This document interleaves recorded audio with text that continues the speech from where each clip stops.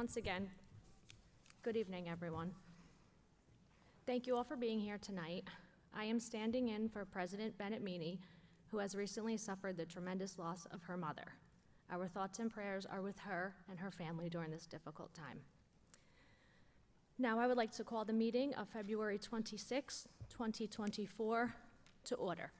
This meeting has been published and announced in accordance with Chapter 231, Public Law 1975. Mr. Palladino, will you please call the roll? Trustee Darrow. Here. Trustee Massagia. Here. Trustee Munoz. Trustee Pacheco. Here. Trustee Williams. Here. Vice President Dattis. Here. President Benemini. The New Jersey Open Publics Meeting Act was enacted to ensure the right of the public to have advance notice of and to attend meetings of this board, except where specifically exempted by law, at which any business affecting their interest is discussed or acted upon. In accordance with the provisions of this act, the Board of Education has caused notice of this meeting to be published by having same advertised in the Belleville Times. Also, notice of this meeting has been mailed to the members of the Board of Education, the Borough Clerk, all elementary schools, the middle school, the high school, Hornblower Early Childhood Center, and posted on the district website. Also, this meeting is being televised via the district's YouTube and Facebook pages. Thank you, Mr. Palladino. Can I have a motion to approve the minutes for January 22nd, 2024, both closed and public session? Moved. Second. All in favor? Aye. Aye. Any opposed? Okay, moving on to our high school representative. Rayanne? Good evening, everybody. Starting off, on January 23rd, the Student Government Organization hosted a successful bingo night, offering students and staff the opportunity to win various prizes, including prom tickets, gift cards, Belleville merch baskets, a Stanley Cup, and Nintendo Switches. We were pleased to see how many people came out to support and play. In recent weeks, the senior class organized two fundraisers. Firstly, a carnation sale on Valentine's Day, where carnations were hand-delivered with personalized gifts to students. Additionally, they are currently conducting a Krispy Kreme donut and a Chipotle fundraiser. They're also selling shirts for Battle of the Classes event, where all 4 classes will engage in competition later this year. Following a pizza night organized by the Board of Education on the 9th, the life skills students enjoyed a pizza social night of their own. With the help of our culinary team, students learned the art of making pizza. Both events had an excellent attendance, and we extend our gratitude to everyone who participated and helped out. BHS student athletes have been selected to participate in Read Across America. They will visit numerous elementary schools, including the Hornblower Early Childhood Center, to read books for classes and assist students in their reading on Monday the 4th and Tuesday the 5th. The Medical Academy juniors competed in a national qualifying tournament where the students had to answer a series of questions and locate randomly selected bones, which they had to get 16 correct using the anonymized tables. The following students behind the team Trauma Troopers had successfully qualified for the next tournament. Congratulations to Cecilia, Angela, and Claudette for qualifying, and a special thank you to Mr. Aiello for helping train them. That's all for tonight. Have a good evening. Thank you, Rayanne. Items to be presented by the administration. Dr. Tomko? Yes, Madam Vice President. Good evening, everyone. Welcome to our February meeting. A lot of incredible things going on. Our student Congress, our student representative just put a lot of things together for us, and a lot of great events that were happening. And we have some students this evening that are going to share some of their projects, some of their lessons, and some of the things about Black History Month. So let's get started right away because I know they all need to get home and study. So they're all nervous. So Ms. Demikoff, if you could come up and maybe we could first talk about the Talented and Gifted competition. Is that? And then we could go right into the Black History Month.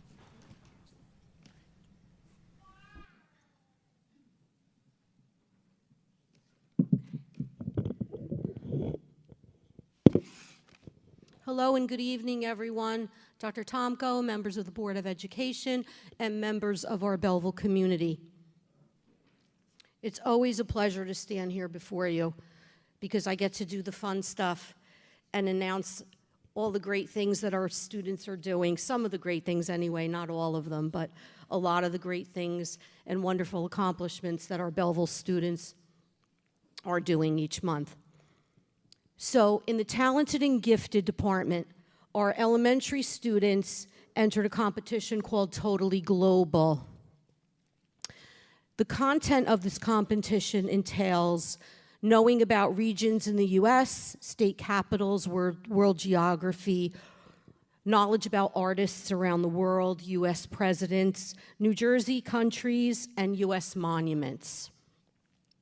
So our students prepare very, very hard for this. They recognized first, second, and third place winners with trophies at the actual competition. And our second place winner from Belleville was Anna Belize Fuentes.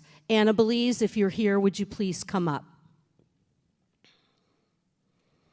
Third place winner was Miguel Valencia. Come on down, Miguel. Congratulations. And Miguel is at school number 7, and you are in grade 4, correct, Miguel? So congratulations, honey. And we do have a certificate for you. We always have certificates for the students and their accomplishments. However, this month, the certificates will be forwarded to your school later in the week, honey, okay? All right. Valencia family, if you would like to come down and take a picture with Miguel. And if any of our teachers or staff or principal would like to take a picture as well, please come down.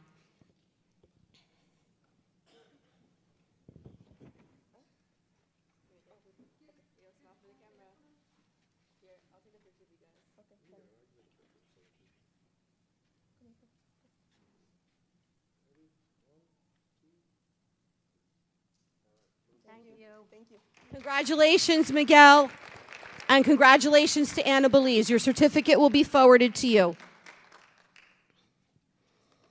Okay, moving on to our Black History presentations. We know that February is recognized as Black History Month, but we also know that Black history is celebrated 365 days a year. It is not just centered around the month of February. So some of our students at the elementary and high school level have prepared really, really fantastic presentations for you. We are going to begin with school number 7. We have Skylar Thompson and Mia Miranda. Would you please come up to present?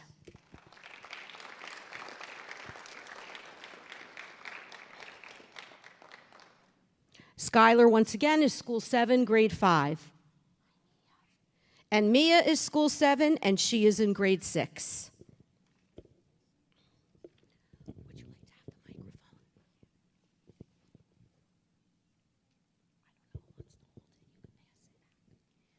Good morning, good afternoon, ladies and gentlemen. Today we will be presenting our Black History project. We have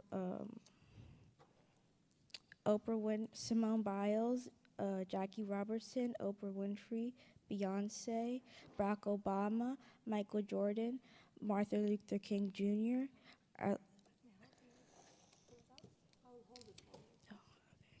thank you. Arthrika Franklin, Muhammad Ali, and Kamala Harris. Today we presented a Who Am I poster so the audience and the board can guess who we have. Mia will start the first one.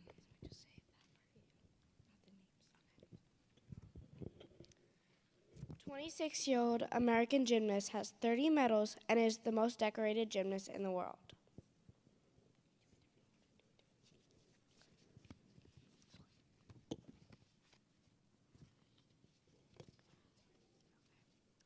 He died at 53, first African American to play Major League Baseball. His middle name is Roosevelt. 70 years old American talk show host was awarded the Medal of Freedom by President Obama, the highest civilian honor. 61 years old American businessman and former basketball player. He is known for his large collection of endorsements. 41 years old when he got assassinated, American Christian minister, youngest person to ever receive the Nobel Peace Prize.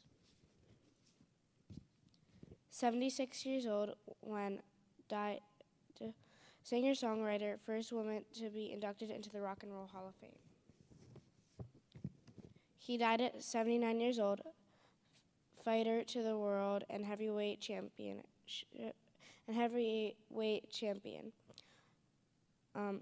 was heavyweight champion on 3 separate occasions, starred on a Broadway show.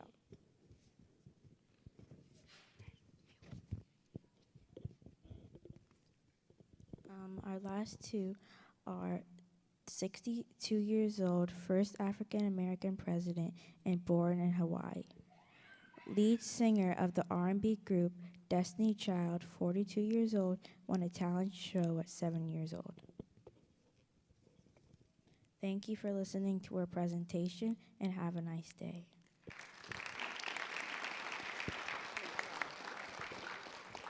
Excellent job. Parents, if you would like to come down and take a picture while they have the trifold open.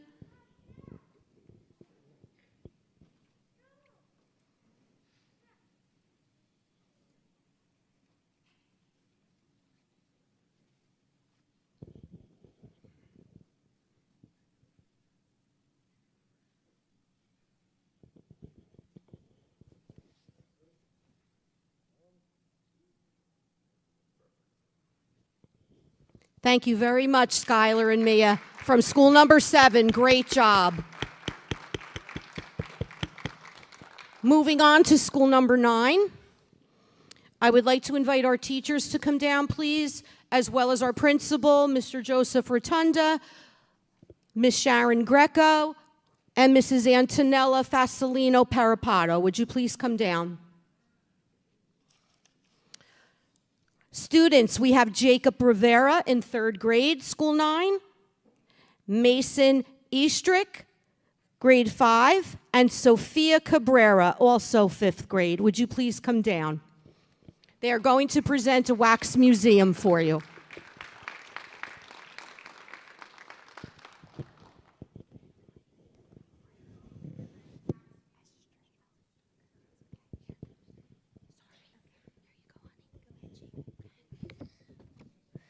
Hi, I'm Jackie Robinson.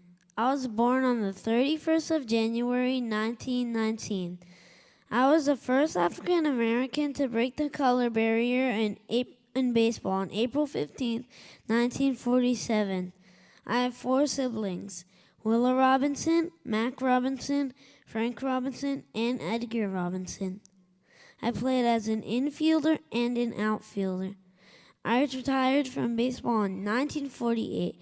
I got the Major League Baseball Rookie of the Year award too. I played first base, second base, and shortstop. In 1957, I left to join the Chock Full o' Nuts restaurant chain. I was 37 when I retired.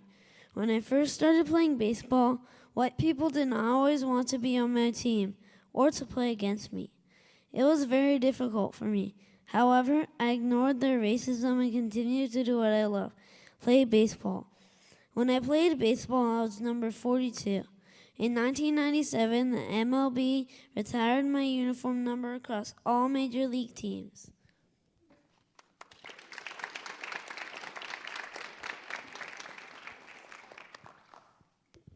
Good evening, everyone. Hello, I'm Harriet Tubman. I was born in March 1822 and passed away on March 10, 1913, a person included in the Underground Railroad. I was a slave too, but when I was 11, I helped many black Americans that were being treated terribly. And in total, 300 black Americans I saved in 19 trips. But I did more in my lifetime. Many do not know, but I was a teacher and a nurse in 1862. I wanted to give kids like me and you the education I never had, and managed to help many wounded black soldiers. After teaching, I was included in the Civil War as a spy in early June 1863. I was 91 years old when I died. To this day, I'm still known as a legend. Since others did their part, we got what we fought for, freedom.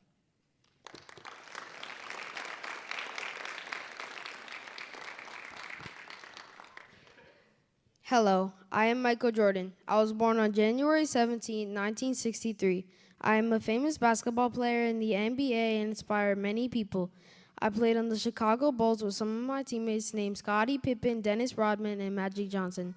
My number was 23. When I was younger, my brother and I played on the same basketball team.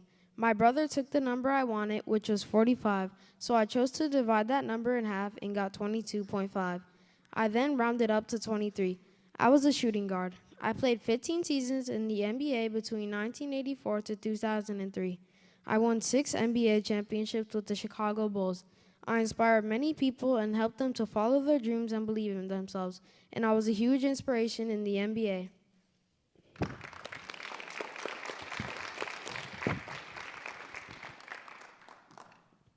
Excellent job, students. Parents, if you would like to come down and take a picture. Would you like to get in the picture? Why don't you get in the picture with the students? Go ahead.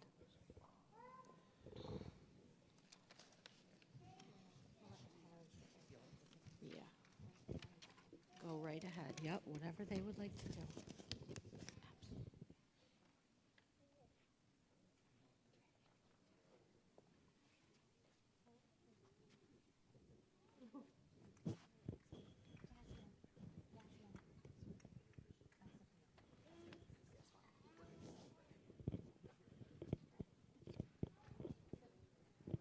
Come back, you're going to take a picture with your teachers.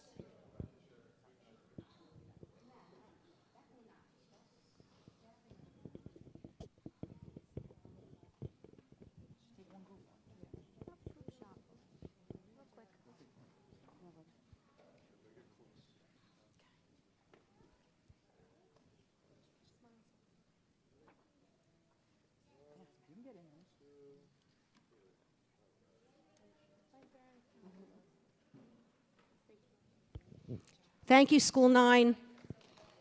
Excellent. Okay, we're moving on to Belleville High School. We have 2 presentations. One is under the guidance of Ms. Sevgi Akarmase. Would you please come down? Mr. Rhodes, if you would like to come down.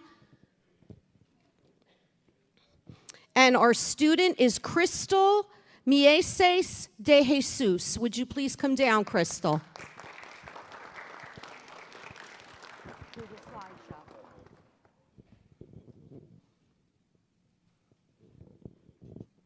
Crystal has a Google slideshow as well, along with her presentation.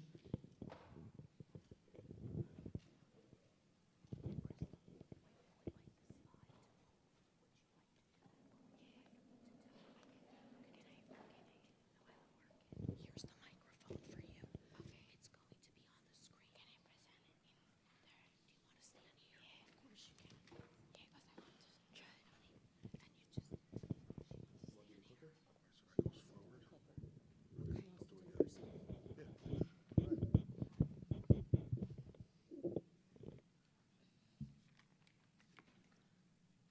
Good night. Good night, everybody. I'm Crystal, and I'm going to talk about a woman of inspiration to celebrate the Black History Month. I chose to talk about Maya Jemison for this important month because she's a woman who truly inspires me. She has the great honor of being the first African-American woman to travel to the moon. Before discussing this stunning accomplishment, I will give you some background about her life. She was born in Alabama. Her father was a supervisor in a foundation, and her mother was a teacher in elementary school. As a student, she was excellent and skipped a year. She graduated high school when she was only 16 years old. People may think because she was so gifted in science that she didn't have other hobbies. However, she was an amazing athlete. She studied ballet, was on the cheerleading team, and also in the dance club. Even with her love for arts, she was drawn to a career in engineering and healthcare. Although she was too young to move on to college. Jamison later brought out that the challenge didn't intimidate her because she was naive and stubborn enough. In an interview, Jamison mentioned that though she was nervous when she first visited Stanford at the age of 16, her youthful pride helped her to have the bravery to enroll. She graduated Stanford University with a degree in engineering and medicine. Jamison applied to the NASA 50 shuttle mission of the program, as well as the second mission of the Space Shuttle Endeavour. After NASA postponed required, Jamison reapplied in 1987. Jamison has often been asking if she had advice for inspiring women or minorities who would like to cross a new racial or gender boundary in the career world. To this, she has stated a certain arrogance is essential for women and minorities to succeed in a society dominated by male domination. For me, Mae Jemisin's history is an example of how when determined minority women are able to accomplish any goal, despite the obstacles that come along with living in a society with racial and gender partiality. And how once she said, never be limited by others' limited imagination and never limit others because of your own limited imagination. Thank you.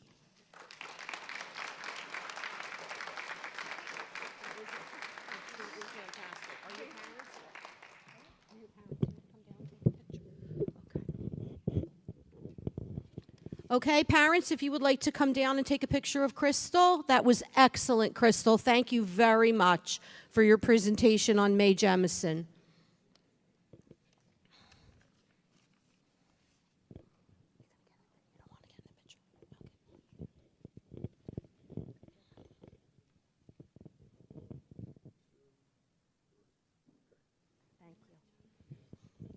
Once again, great job, Crystal. Thank you. Crystal is a student at Belleville High School in grade 11. And now for our finale, we have, under the tutelage of Miss Priscilla Nunez, our sign language teacher at Belleville High School, we have a group of students who will be signing the Black National Anthem.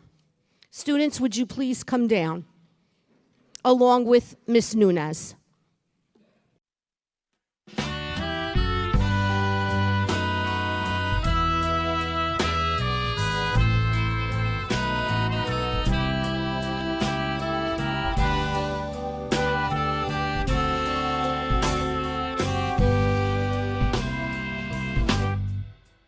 Every voice and sing till earth and heaven ring with the harmonies of liberty. Let our rejoicing rise high as the listening skies. Let it resound the roar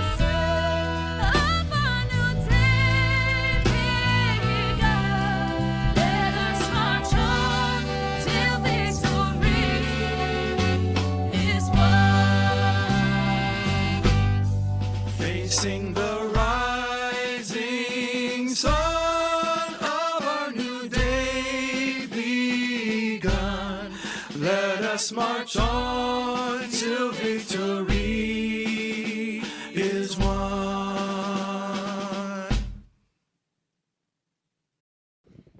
Thank you very much, students. And I apologize, I failed to tell you what the name of the song actually is, and it was called Lift Every Voice. So students, if you would just rise, I'd like to announce your name, and once again, your certificate will be forwarded to your school this week. Diego Averinos Grande, grade 10. Ethan Robinson, grade 11. Eva Martinez, grade 11.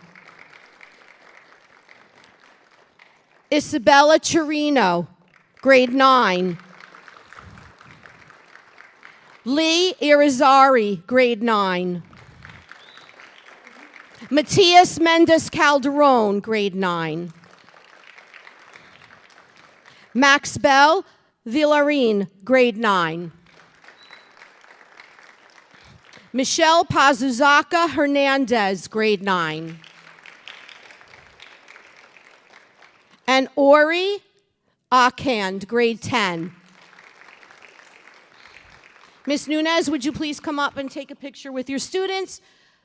Parents, if you are here, please feel free to come up and take pictures.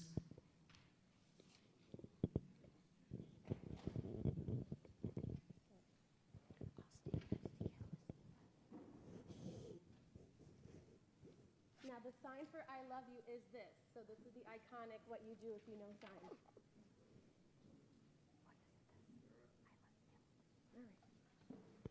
Thank you very much. That was an excellent presentation. Keep up the good work, everyone. Thank you for listening. All right, thank you, Ms. Demikoff. You're welcome. Ladies and gentlemen, if we give one more round of applause for our incredible students tonight and the teachers. Obviously, this is just a small snippet of what we've been doing all month and what we continue to do for cultural awareness of all of our incredible cultures, languages, creeds, everything in Belleville. So let's give a round of applause. Thank you so much for coming this evening, gentlemen.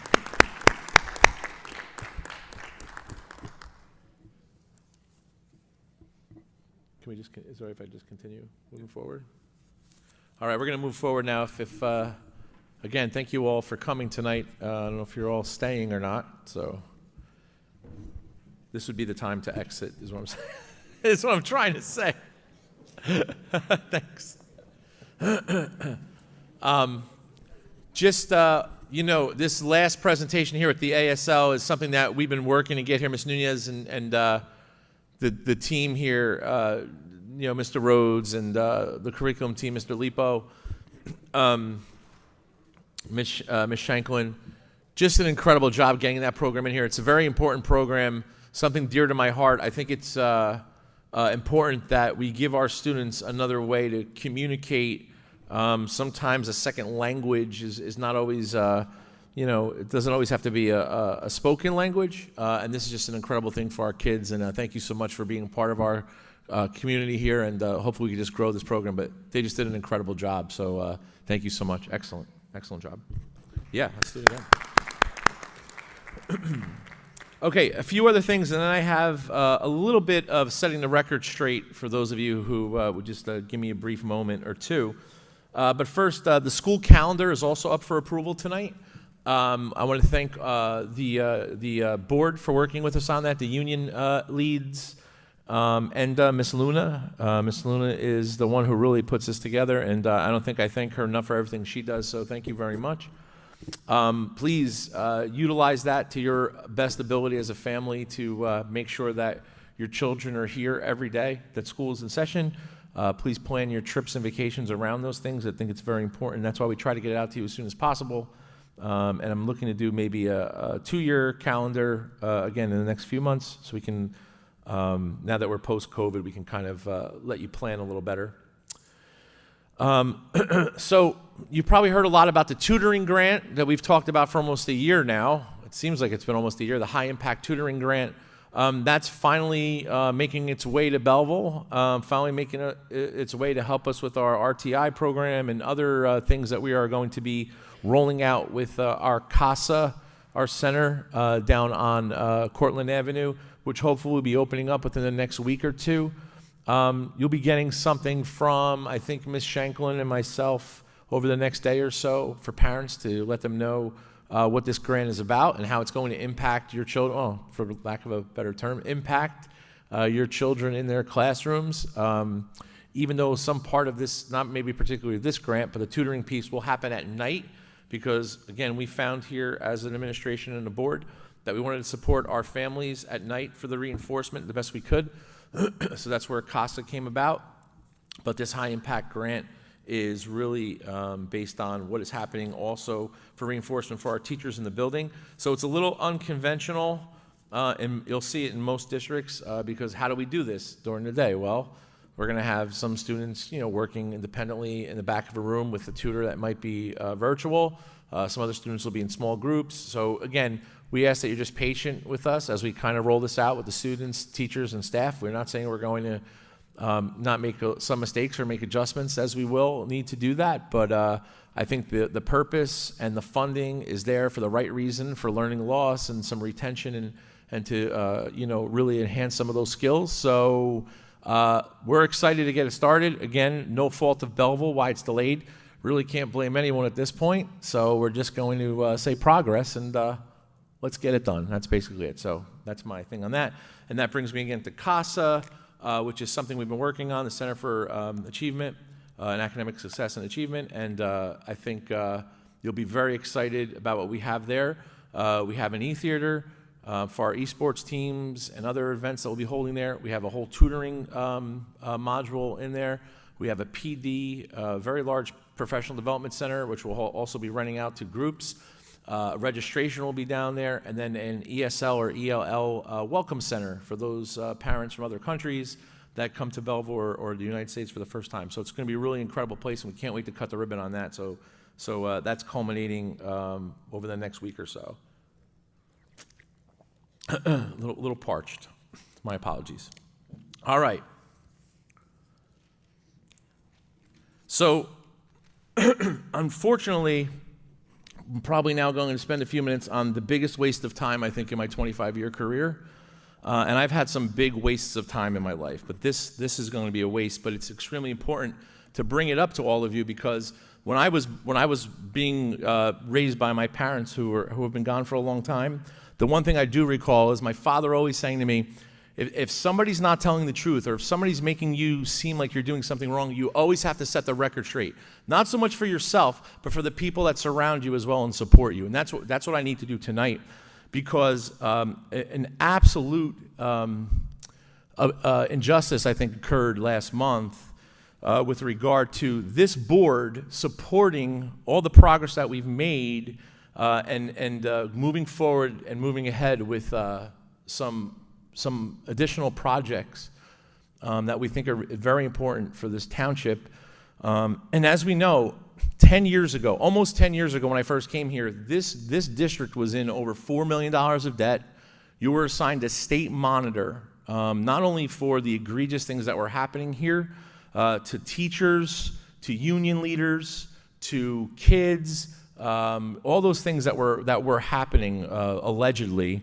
But we also wanted to make sure the governance, not just of this Board of Education, but of the township was set in such a way that every decision, every goal, every strategic plan was put forth for the one thing that's the most important thing for any Board of Education, and that's the kids in this community and the families of this community.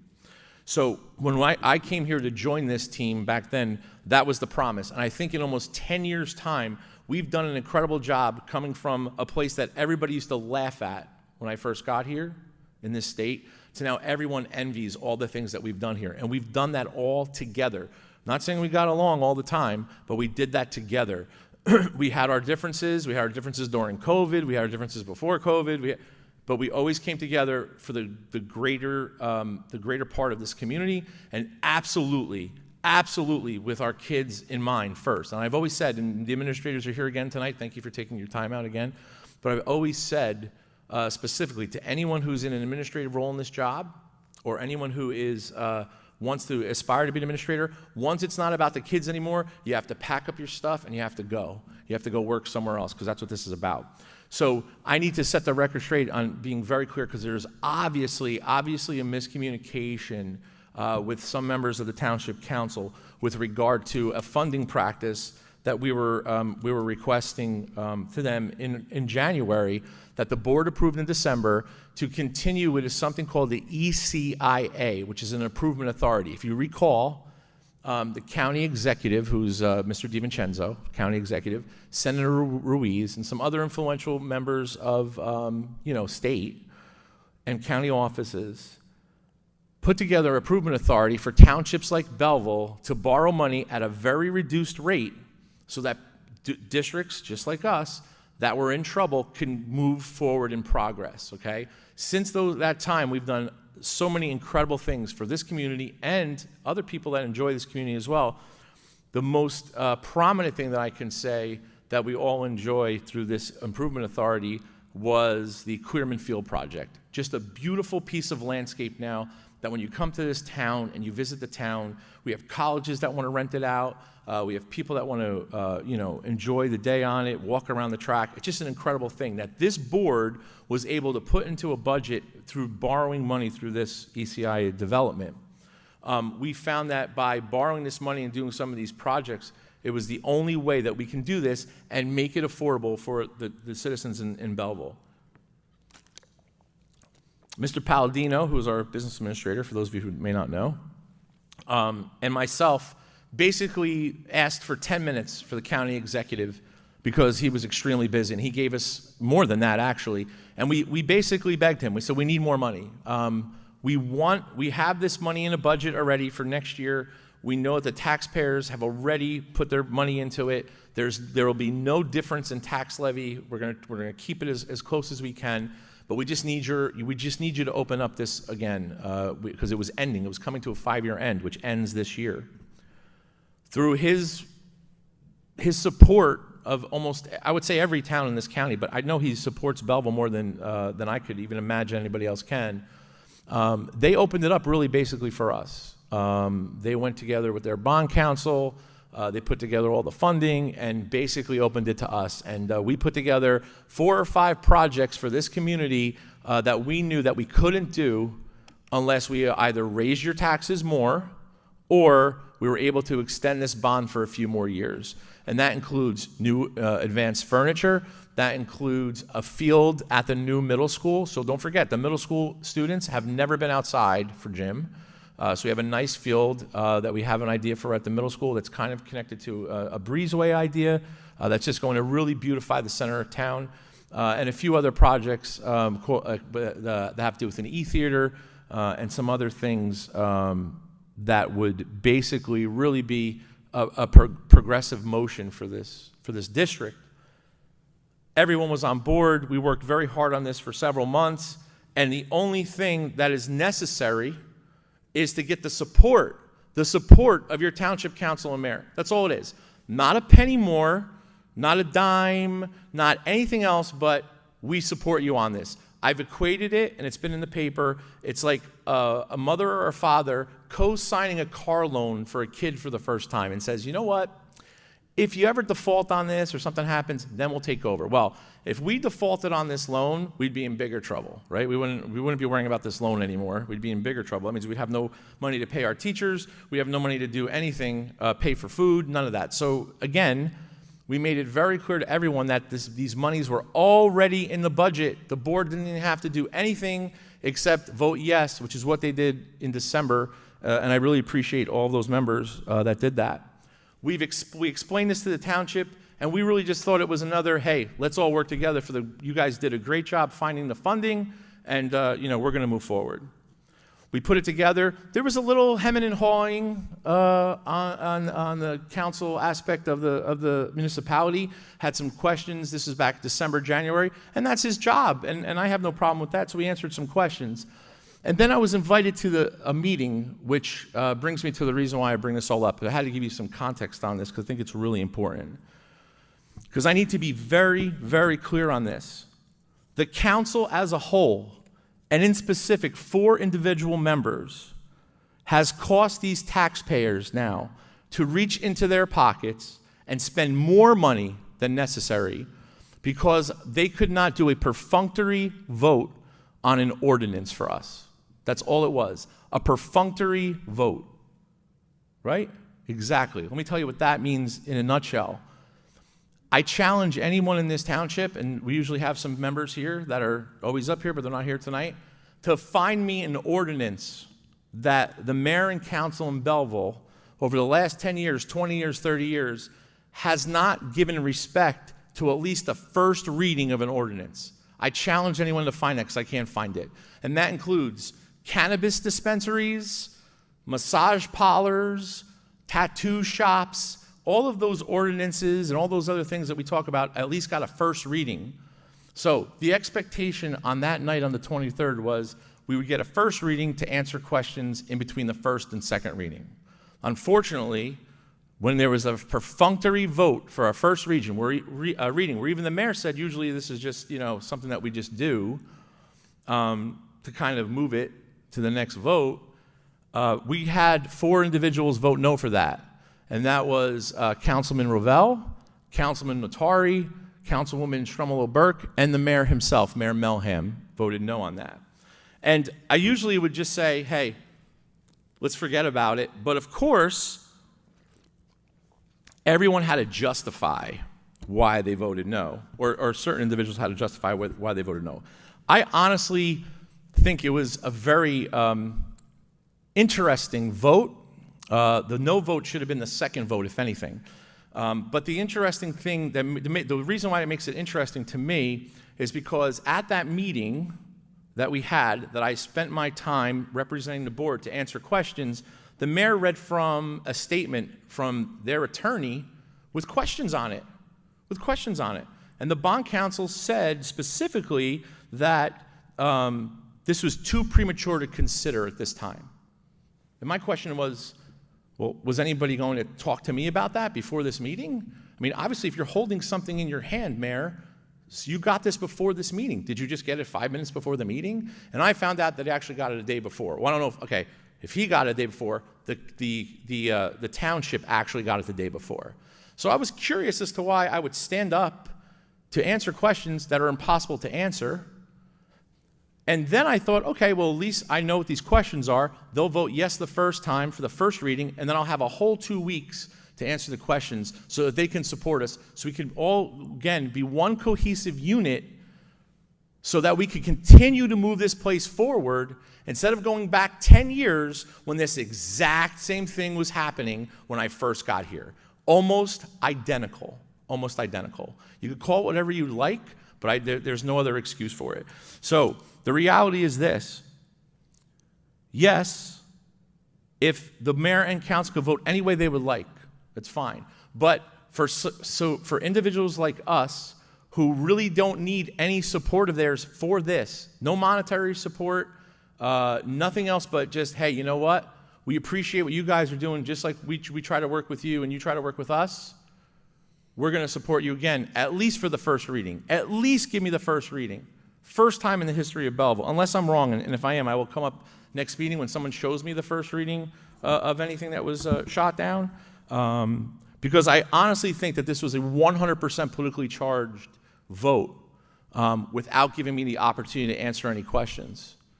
Really doesn't make any sense. Or how about just tabling it to the next meeting? Why is it a no? So what that forced us to do is Mr. Palladino and myself to now try to get private funding, because that vote doesn't mean we don't go ahead with the projects. That vote just means that we now have to pay more in interest for it. More in interest for it, which doesn't make any sense to me. Again, I just want to be very clear that the mayor and council were not asked to do anything except give us the attaboy. That's it, attaboy. That's all we wanted. We didn't want a dime, okay? And the mayor, in his comments on his Facebook page that were published in the paper, basically said that they supported us in the past and this has been unheard of before and we still work with the board. So what does that mean? Because you supported us in the past, we can't keep moving forward on this? We shouldn't have support? He brought up the middle school project, and that wasn't them supporting us. They're not paying a dime for that either. We wanted to share a service with them because this board realized a need for municipal parking for shops, for events, and that's why this board wanted to share a service with them. And that's what we did, and we asked them to float a bond, and we're paying it back. I just don't understand this. And again, I would have let it go and just move forward, but somebody had to make a statement on it, which doesn't make any sense to me. However, the way this all turned out kind of culminates into another thing that I said that night, and that was issues with the enrollment, okay? And this is a bigger problem right now. This is a bigger issue that we're having because we have now requested several times, 2 times, this is my 3rd time now. This board needs to get together with the council in public, two meetings simultaneously, and talk about these enrollment concerns, okay? We need to talk about these enrollment concerns. Since I've been here, we have some incredible numbers that are going up just because of enrollments. This has nothing to do with preschool. This is K to 12, okay? Since my coming here in 2014, we have 373 new student spots in K to 12. Okay, that's a 9% increase. That is without one development. This council has approved through the planning board and whatnot 1,500 units. 1,500 units that their demographers are saying are just going to have a handful of kids because they're single apartments. This too high pay, no kids are coming out of it. It's going to be all young couples with no kids. I don't know. Again, this is something that a demographer for a developer is going to tell you that.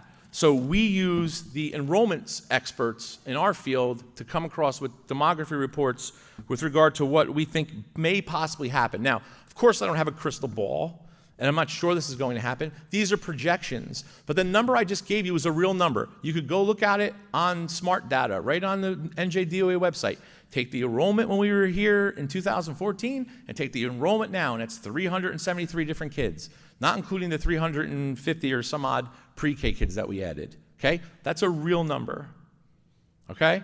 Now add 1,500 apartments, and the projected number is an additional 260 students from those apartments. Okay, that would, if that did come to fruition by 2032, that would devastate this district, and again, I would be remiss if I did not, in my role, and support this board and how they've supported me, I would be remiss if I didn't bring this up now because I am getting nervous because nobody on the other side is even having a conversation about it. Nobody's asking anybody to say, yes, you're right, or, oh, this will definitely happen. Because, again, there's no crystal ball. But we have to have a conversation about it. Mr. Palladino and myself and the Operations Committee, we already have 3 plans in place. We've been working on 2 years on these plans. Nobody, I shouldn't say nobody, the majority of the council doesn't want to hear it.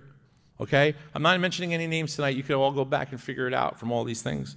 But this is a big problem. And to prove it in public, what the mayor stated about Essex Park proves that we need to have a conversation. Essex Park, when it was built years ago, obviously they didn't think many kids would come out of that either. The quote was that we only have 19 students from there. Well, that's not true. We have 45 students in Essex Park, okay? And that's great. Nobody's denying these developments. Nobody's saying that these developments shouldn't happen, but there's a few things that we have to talk about. These developments have pilots. Not $1 of a pilot is going to this district, not $1. That was the municipality's choice. It's up to them.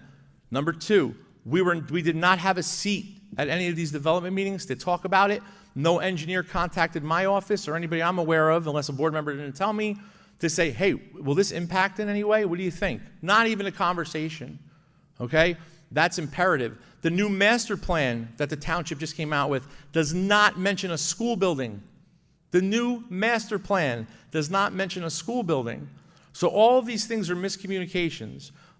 This is something that is very, very, very important, that we all have to come together. We all have to say, you know what? Let's just have a conversation. No pointing fingers, because I really don't care. I really don't care who's going to point a finger at me or if it's my fault. We're going after everybody. It doesn't matter. I am telling you, I've been involved in several districts, and I've seen this happen. I've seen this happen. And again, this will devastate this district. It will ruin this education system and all the stuff that we've built and all the money we've put into it and all the progress that we've made. It's something we have to talk about. There's really nothing else to say about that except it's time. And I think this this board also needs to continue to support all these numbers. This is data. This isn't Tomko speak or a Tomkoism. This is data, right? And I'll leave you with this.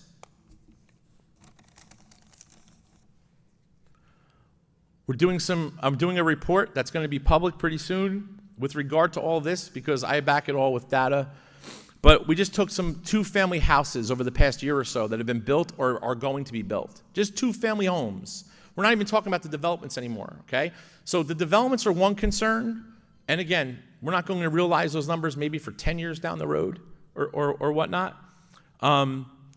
But there's other things also being developed in this town, right? Great things that are happening. We want more people here. We want to invite people here to celebrate all of our successes. Nobody's saying that not to do this. 100%, I think this board is 100% behind the developments and the building and stuff like that. We just know that we need to have this conversation. So over those last, I don't know, I guess year or so, there's been, I've pinpointed 18 new 2-family dwellings. 18. Okay, so it's a moderate number, and I've only went for the first few. Okay, just so you know, 10 of them haven't even been built yet. 10 of them have only like construction stuff and haven't even been built yet. So 8 have been built. From those eight that were built, we already have 15 new students come from those buildings. 15. Okay, so for anyone to think that 1 room, 2 rooms, a house can only have a small or moderate amount of kids, need to talk to some people about what's happening in the world today. You need to understand what's happening in Belleville. People are renting out rooms. We have 15, 20 people in houses, okay? Those are just realities, and it has nothing to do with this district, okay? We can't shut someone down because, 5 people live in 1 room. If someone lives in this town, and we can verify they live in this town, that's why we're doing a re-registration, they have to be educated here, okay? We are running out of room. We have 13 sections right now, 13 sections across the district that cannot have another student by board policy, okay? So if it's kindergarten, it's 25. If it's 5th grade, it's 27. 13 sections in the schools can't fit another kid. That is very scary stuff, all right? And it's just going to get worse. No one is saying that anyone did anything wrong. All I am saying is we have to have a conversation. And again, I don't know what else, how else to prove it, but for some reason, no one wants to talk about it. I guess it's like, if we don't talk about it, it'll go away. Well, what's going to happen is some of us won't be here in 10 years, and those of you who are still here or are living here or have kids here are going to be like, this is back in 2014 when we were in the middle school and kids were having classes in the hallways. That's a true story. When I first got here, we had kids with classes in the hallways. All right, and we don't want that again. I don't know. I really don't know what else to say. Again, we need to continue to work together so that the progress that we've made over the last 9 or 10 years, coming from that district with the biggest black eye, a district that if you go to 2015, there's no data here because we had a data breach and we lost all of our data. Unheard of. We're the only district on the planet that doesn't have data for 1 year. Okay, we've come from that to so many fail-safes now. All these things, this great auditorium, these other facilities that we're doing, this RTI program. We have some great strides in that program that we've made over the last several months that hopefully our scores start moving. The preschool commitment that this board has made with the help of Senator Ruiz and the rest of the legislator to put over $10 million into basically free education for kids here, those are incredible strides. But now to stop all that for a perfunctory vote that had to go down, it makes no sense to me. And not to have a conversation, You know, and if it is me, we have to get past that. We have to get past that, and we have to worry about families. You don't have to like me, but guess what? We just have to work together as a board and a council. I appreciate the few minutes, but I think it was only important because I just don't like when people speak misguiding statements, which is what unfortunately we have, and that's the truth. We've moved forward. We're going to continue these projects because nothing's going to stop the progress that we made here. But unfortunately, it's going to be a little costly, and it's going to impact our pockets when it could have been stopped. Could easily been stopped with just the respect of one reading where we could have answered questions. We didn't even get that respect. So that's where I'm at with that. Madam Vice President, thank you. I digress. Progress. Thank you, Dr. Tomko. Mr. Palladino, do you have a report from Mr. Egan? That's a little tough to follow. And just to let everybody know, as always, Mr. Egan's watching via the district's social media platforms. First, he wanted the board and the public to know that the audit for June 30th, 2023 has been completed. Mr. Bliss from our auditors, Lurch, Vinci, and Bliss, will be at the March meeting to present the audit to the public and to the board. Mr. Egan wanted everybody to know that he's very pleased with the results of the audit and feels that the district is doing very well, continues to do very well. Second, he continues to work with the superintendent and myself in regards to the upcoming 24-25 budget development. Governor's speech is tomorrow afternoon, where he'll present his plans for the upcoming year, and then state aid numbers will be released within the next 48 hours. The budget is due to the county March 20th, so we'll have that on the agenda to submit to the county at the next board meeting for technical review. Mr. Regan approves all of the, reviewed the agenda, approves everything the superintendent and the business administrator presented regarding personnel, purchasing, and finance. In regards to finance, the December Treasurer's report is on the agenda for approval this evening. And as you can see from that report, the district continues to have sufficient funds to meet all its commitments through the end of the 23-24 school year. And then that is the end of his report. Thank you, Mr. Palladino. Moving on to remarks by citizens. Can I have a motion to open for public participation regarding agenda items? I'll make a motion. Second? Anyone? Second. All in favor? Aye. Any opposed? Okay, no one has signed up. So can I have a motion to close public participation? Motion.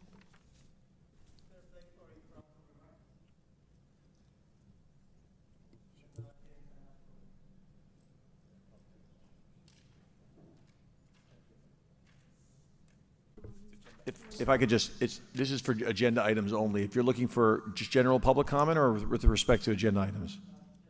Okay, I won't come over and you'll sign up.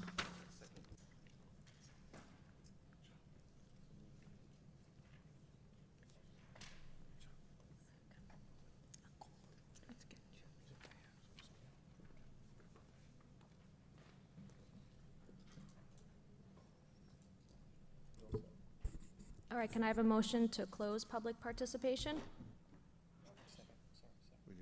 Motion. I opened it already, yes. So we had a motion already. Can I have a second? I'll second if. All those in favor? Aye. Any opposed?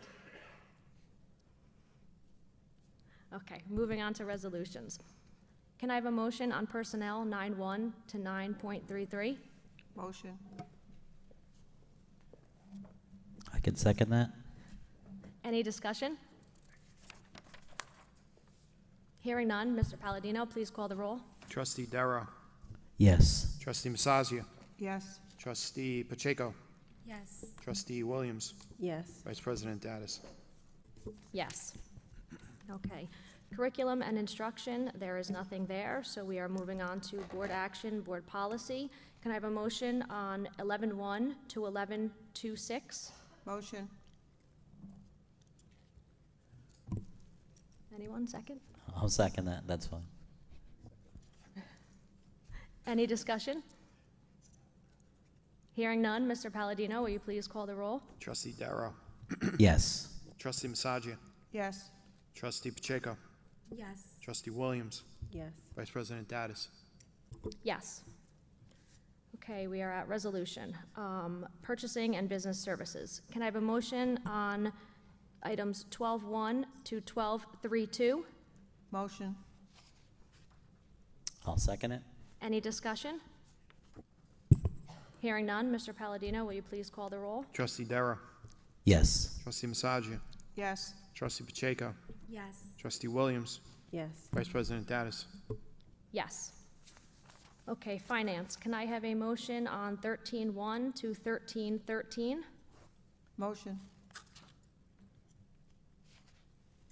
I'll second it. Any discussion? Hearing none, Mr. Palladino, will you please call the roll? Trustee Darrow. Yes. Trustee Massagia. Yes. Trustee Pacheco. Yes. Trustee Williams. Vice President Datus. Yes to all with the exception of check number 90000. I abstain.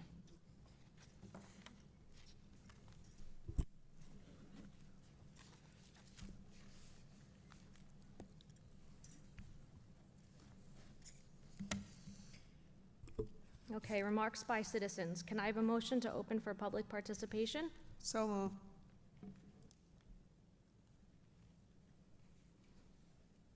Second that. All in favor? Aye. Any opposed?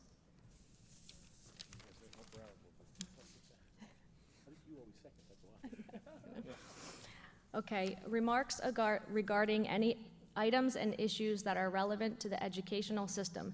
A participant must sign in and be recognized by the presiding officer and must preface comments by an announcement of his or her name, municipality, and group affiliation if appropriate. The individual called shall proceed with a maximum of 5 minutes. All statements shall be directed to the President of the Board of Education. No participant may address board members individually. Robert Rubinson?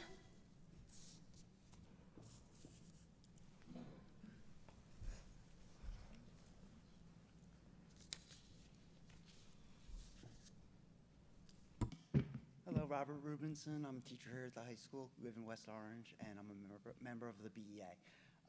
Just today, I wanted to bring up an issue that I would hope the board would consider for the future, working towards September. Being a teacher, it's my 18th year in the district, and it's been difficult this year with the cell phones in the classroom. And it's something I did a little research, and I just want to pull some notes here. In the past couple of years, cell phone ban recommendations have been issued by England, Finland, France, and the Netherlands. And a report from UNESCO's United Nations Education, Science, and Culture Agency said that there was evidence that excessive mobile phone use was linked to reduced educational performance and that high levels of screen time had a negative effect on children's emotional stability. UNESCO said its call for a smartphone ban sent a clear message that digital technology as a whole, including artificial intelligence, should always be subservient to human-centered vision of education and never supplant face-to-face interaction. In the United States, in 2015, 66% of school districts had banned cell phones. By 2020, it's up to 77%. And that's according to National Center for Educational Statistics. In November 2023, two prominent senators from across the aisle, Tom Cotton, who's a Republican, and Tim Kaine, who's a Democrat, introduced the Focus on Learning Act, which is, once it makes its way through committee, if it gets passed, it's going to study the effect of cell phones on students. So it's just something that I'd like to ask you to please consider for September. The teachers have voted on this, that we are over 90% that we're on board for trying to have a ban of cell phones in the classroom. I know there have been some other studies that were pre-pandemic that showed that districts that banned cell phones had their test scores go up. Student engagement would go up. Just the whole classroom would be more fun again. It really would be, because I'm not as exciting as a cell phone or a video game or anything else. And right now we have harmony in the district, the board, the union, Dr. Tomko, we all get along great, and just something that I think just would be something to get us a little bit better, and maybe something, if we can work on together, finding an area that we can get real, what would be, I guess the devil's in the details, and working out what we would have to do. Obviously, we would want to have cell phones still that kids can be reached by their parents in an emergency. You know, that is something that we would have to work with. And you know, for me, it would be good enough for them to just put it in their backpack, out of sight, out of mind, something like that, just to keep it out of the classroom. It's gotten to the point where I almost can't teach anymore. You almost can't. The kids ignore you. I mean, I'm funny. I'm fun in the classroom. I like being there. That was my happy place. And they don't even give you 5 minutes anymore. And it's a shame. They're good kids. It's not that they're not good kids. They really are. It's just, you know, the cell phones have, and I think the pandemic just sped up the way things were going, that everybody was kind of glued in at home and they were away from their friends. And it's taken a couple of years to get us back to being school again, to where we were pre-pandemic. And we are there. Things are, I mean, you look around the building, it's great. There's happiness. I can't remember the last time I heard there was a fight in the building. And, you know, that's just to show that everybody's getting along. Everybody's happy to be back in the building. But if we can get the learning back on, that would make it better for teachers like myself. Thank you, and thanks for your consideration.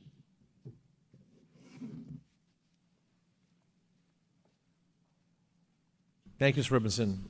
Through the chair, I just wanted to mention. I think that you know, the board is aware of the. I'll just speak for the BEA. Mr. Mignon and I meet. We try to meet every week. It's been tough with budget and stuff coming up, but we've had some really good conversations about this. The board policy committee is looking to schedule a meeting with the committee, governance committee, and administrators and some teachers and stuff like that to kind of talk about some of these things. We have some concerns on the other end of it. I know now we use the phones for passes, hallway passes. I think that's been working pretty well. We did have some concerns when we had the lockdown, the active lockdown in the middle school. We did have some concerns from some faculty and staff, which were good concerns. You know, like, what if we really had an emergency? How would we get in touch with somebody? So we have a live app now on your phone that you can touch in an emergency that's coming in. So those are some considerations. But I don't think the board's against changing the policy. I think the policy's been around for too long without, you know, it was pre-COVID. So I think we really want to sit down and have those conversations. So I think that's where we're at. I don't want anybody to think that we haven't talked about it, because we have, and we appreciate the data that we got from Mr. Mignon and the BEA. I think we'll be moving forward from that, but thank you for your comments. Fabian Fieri. I apologize if I said your last name wrong.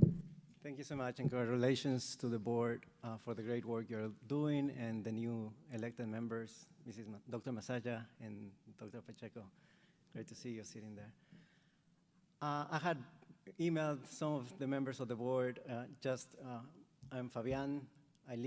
So I'm standing here in two capacities, as a resident of Belleville and also as a small business owner. So I've reached out in that capacity to some of you, seeking guidance on the process for getting in the roster for preferred vendors as a small business company here in Belleville, where we do digital communication, certified translations, and that sort of business. So seeking to learn more about the process for getting in your service providers listings. That's one question. And then a second question is, as a resident of Belleville and seeing kids crossing the streets, Little Street and Union Avenue is very heavily trafficked. Just how can one go about just getting crossing markings on the street for their safety? And again, congratulations to the students who presented today. It was such inspiring and warming presentation, and to the board for the work you're all doing. Thank you.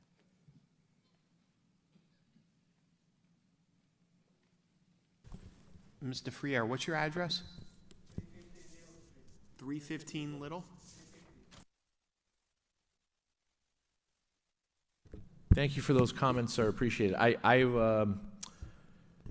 Mr. Palladino, our BA, and I, we can contact you with regard to how it works, but just very quickly, I mean, I wasn't aware that you were in touch with any of the board members, but in order to provide services as a vendor in any public school, there's a bidding process. So we'd put out an RFP or an RFQ. We can talk to you about where those are so you can see those, and then you would bid on that process. So it's not like there's a preferred vendor list, unless you're on state contract, which maybe you are. So I just wanted to make the record clear because you said you contact individuals. So again, there is a public process for that. As for the traffic with the crossing guards, that's actually a municipality concern with the chief, but we do work with them very closely on the walks to school, what is it? Safe rides to school or safer walkways to school grant. So we'll definitely put those two streets on the docket as well. So thank you for bringing that up. Appreciate it. Thank you. Can I have a motion to close public participation? Motion. I'll second it. All in favor? Aye. Any opposed? Okay, items, remarks, and committee reports to be presented by board members. Is there anyone who has anything to say? Okay, so I'm just going to say that the board appreciates the students tonight and the teachers for all of the hard work they put in for their Black History Month presentations. Everyone have a great evening. Our next meeting will be Monday, March 18th, 2024. Can I have a motion to adjourn? Motion. I'll second if I need to. All in favor? Aye. Any opposed?